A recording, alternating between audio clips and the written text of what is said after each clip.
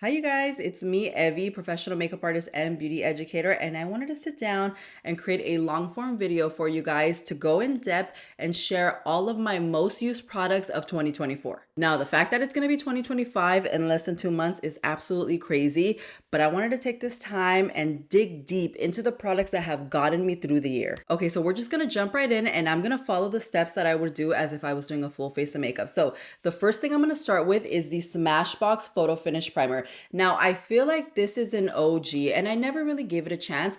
I actually got this in PR about a year ago and I kind of just had this sitting in a drawer because I feel like there were so many other primers that were coming out. So I just didn't really pay attention to this one. So I finally popped this one open about maybe like I don't know, maybe like 6 or 7 months ago. And believe it or not, it was the first time that I have ever used this primer. Now, a little bit about my skin. I am very oily and I have very large pores, and my skin loves this primer. I'm so upset with myself for not opening this up sooner because it is so good. So this is definitely my most used primer of 2024. Right now, it's time to jump into foundation. And of course, I couldn't just choose one. But for me, I always like to have at least two. There are some days where I really want to beat my face and I want something that's very full coverage. And there are some days where I want something that's a little bit more radiant, a little bit more everyday. So I'm going to break it down and show you guys the two that I have. The first foundation that I have is for everyday use. This is my daily radiant foundation. It's by It Cosmetics. This is the CC cream. Now, reasons why I love this foundation. I fell in love with this foundation the moment I put it on my skin. Like, I am talking the very first time I put it on my skin, I knew I was going to love this.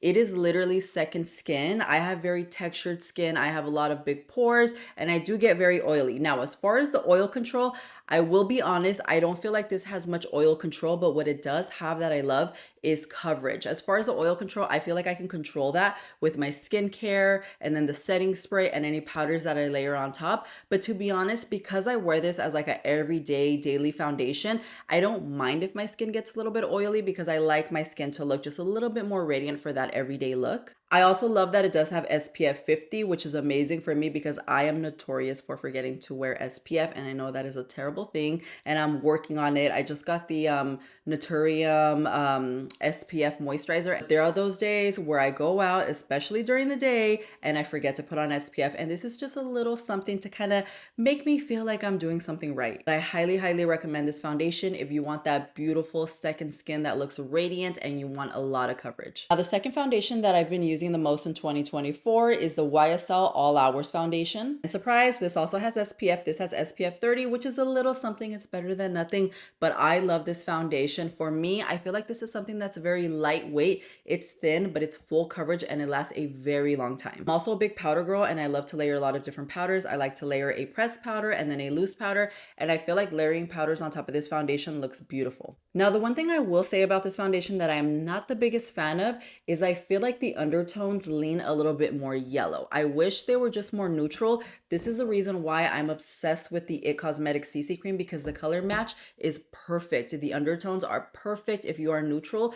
This one here has kind of like a more yellow dominating undertone. So that's the only issue that I have. But other than that, I love the way that this wears and I love the way my other makeup layers on top. I'm super excited for this next one because I am obsessed with powders, you guys. I love setting powder. And this year, I actually have 3 powders that I have been using on rotation. Honestly, rotation together, separately, but these will never not be on my face. The first one we're gonna get into is the One Size translucent powder. So I do have different shades. I have the translucent powder, I have the pink powder. I love this powder, you guys. This is such a beautiful powder for textured skin.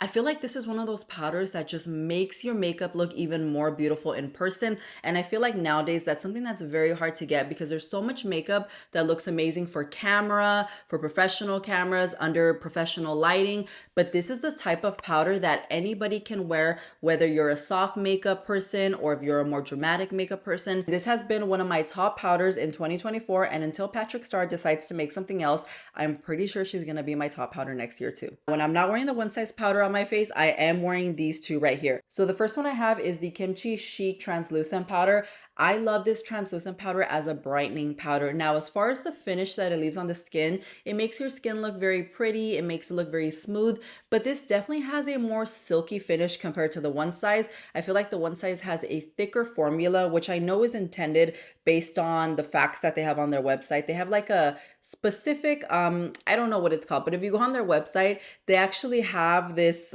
breakdown of some sort of like ball like formula in their powder, which is supposed to give you that smoothing effect. So for the kimchi powder, what I mainly use this for is I like to layer this on top of my one size to just give it a brighter appearance. I feel like the formula of the kimchi powder on top of the one size really doesn't change anything. And I actually really like that because I've used other powders before with the intention of just brightening on top of a setting powder, and it kind of ruins the finish that I want from the powder that's layered underneath. I feel like this doesn't ruin anything that's underneath, and it's just a good brightener. Now, I'm gonna be honest, if one size made a translucent powder that was bright, or if Patrick, if you're watching this, Patrick, if one day you decide, should I make the one size ultimate blur powder in a straight white, I am here to tell you yes, because I will be the first person to buy that. But until that happens, I'll be using my Kimchi Chic Translucent on top as a brightener. I've said it a million times, but I'm gonna say it again, I am an oily girl, and because of that, I will always have the Fenty Invisimatte powder in my bag. This is a gorgeous touch-up powder if you have oily skin, if you have textured skin. It makes your skin look smoother, it makes it look brighter, and it makes your makeup last so much longer throughout the day. I'm gonna show you guys how I've hit pan, so you know I'm speaking my truth.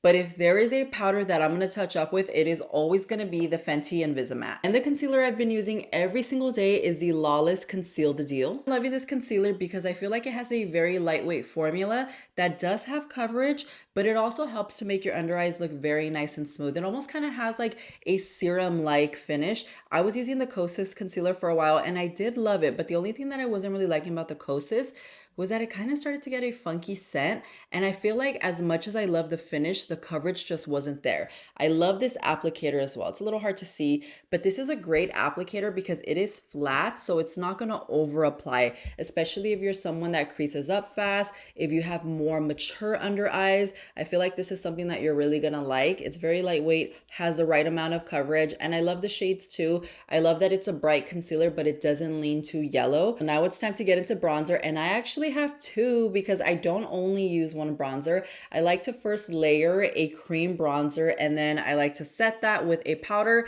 It's just because I like the dimension that I get with a cream. It's not necessarily to keep the cream on longer, but I feel like when I layer two different formulas, it gives me like a very natural, lifelike finish that I'm looking for. The cream that I layer on first is the Juvia's Place Caramel Cream Bronzer. I love this bronzer, you guys. The formula is absolutely amazing. You can see how much of this I've used. I've gone way through it. You can see more pan than you can product.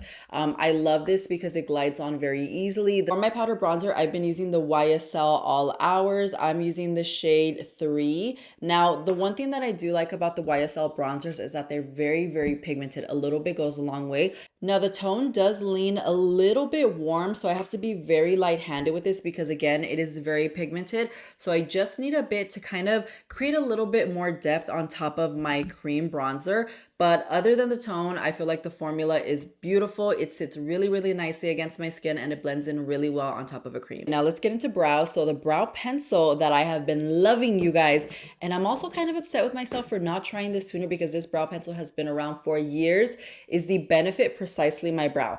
I love this pencil, you guys, because a little bit goes such a long way. Obviously, I need to replenish mine. I actually use the shade 3.5. So I love this pencil because number one, a little bit goes a very, very long way. I love to fill in my brows every single day. I have absolutely no tail on my brow, you guys. I'm that person that has mainly like hair here, but the ends are pretty much gone. So because of that, I definitely go through my brow pencils fairly quickly, but I feel like this does last me a very, very long time. The tones are amazing. Now, one of the things that I really like about this pencil is I feel like it has a lot of pigment. There have been times where I have used brow pencils that work great, but they kind of have a little bit of a waxy formula, like a waxy base. And that waxy base causes the pigment to fade away faster throughout the day. I feel like this actually stays put throughout the day because it doesn't have that kind of like waxy film in it that's allowing it to glide on faster. If you've had your eye on this brow pencil and you've been wanting to try the Benefit Precisely My Brow, I highly, highly recommend it. And I actually do have a second brow product that I have been loving. This is the Lawless Brow Wax. Okay, so I mainly use this brow wax as a brightener on top of my pencil. So I like to create a more cool kind of like ash tone brow. Even though I have black hair, I don't like my brows to look jet black. I like them to have a dark tint, but I like to kind of cool them down with a a brow gel like this. I have been loving this brow pencil. I feel like it keeps your brow hairs in place while adding a little bit of a tint. Okay, so this is my last one for the base. I have the Kaleidos blushes, specifically in the shade Joyride. You guys can see I have hit pan on this. I love this blush on myself because it creates such a toasty, beautiful finish. And I've also been loving the shade Ecstasy. It is a soft muted pink. It adds a really nice pop of color, but it isn't too overwhelming. Okay, so I'm gonna do one last product category or else I'm gonna be talking my head off for like another 3 hours. And it's lips. I feel like for lip products, you guys, it was very hard for me to narrow it down to just a few. So I decided to do 2 lip liners and a lip product.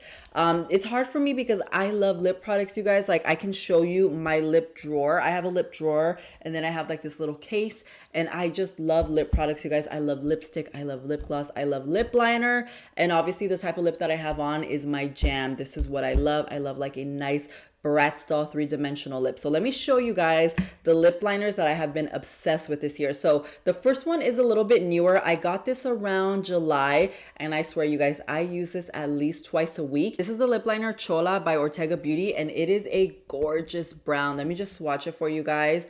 It is just such a stunning brown, and it glides on so easily. It's long lasting. If you guys don't know who Etienne Ortega is, that's actually the founder of Ortega Beauty. He's the makeup artist for Christina Aguilera, Lana Del Rey. I actually own a few other products from his line, but this right here, XOLA lip liner, has been the top product that I've purchased from his brand so far. The next lip liner that I've been using nonstop in 2024 is Trendsetter by Morphe. So it's right next to the Ortega Beauty one. You can see it's much darker and it's a little bit warmer. This is such a beautiful lip liner. I feel like this is a great dupe for Chestnut by MAC, just saying. And this actually made a comeback this year. It was sold out for like, I want to say it was sold out for nearly a year, maybe a little bit less. And I honestly didn't think it was going to come back. I thought it was going to be a discontinued moment because I think we all kind of thought Morphe in general was going to be discontinued, meaning like gone. But she came back. She's back in Ulta actually, and it's only around $6. I think it's like $6 to $8, something like that, which is not bad. It's very creamy. It's very long lasting. And I feel like when it comes to lip liners and Morphe, they really hit the nail on the head with their shades. I feel like Morphe is the type of brand that really looks at the pioneers of like lipstick, lip liners, like brands like MAC, and they see what's popular, they see what people love, and they do a really good job at duplicating that. Last but not least, my most used product of 2024 is my Lawless Forget the Filler Plumping Lip Gloss. Now, the shade that I'm holding right now is Daisy Pink, but I think I can confidently say that I love every single shade of Lawless Forget the Filler Lip Gloss. You guys, this lip gloss is something, it's a formula that I have never ever tried from any other brand. Lawless, if you're watching, I don't know what the hell you put in this, but this is one of the most gorgeous formulas. It's pigmented, it sits on the lips so good. It's actually plumping, it's hydrating as well. Like if I had to leave the house and I could only take one product with me, one lip product, it's gonna be the Lawless Forget the Filler, because this makes your lips look beautiful, it makes them look juicy, and it actually makes your lips feel good. I think this is my first time saying this, but I think this right here is the best lip gloss I have ever used, and this is definitely my most used lip product in 2024. That is it, you guys. That was my lineup of my most used products of 2024. Now, if you've used anything that I'm using, tell me if you love it, tell me if you hate it. Tell me if there's something that I need to try so I can grab it and maybe it'll be a most used of 2025. Well, thank you guys for watching. Make sure to subscribe and like this video, and I will be seeing you guys very soon.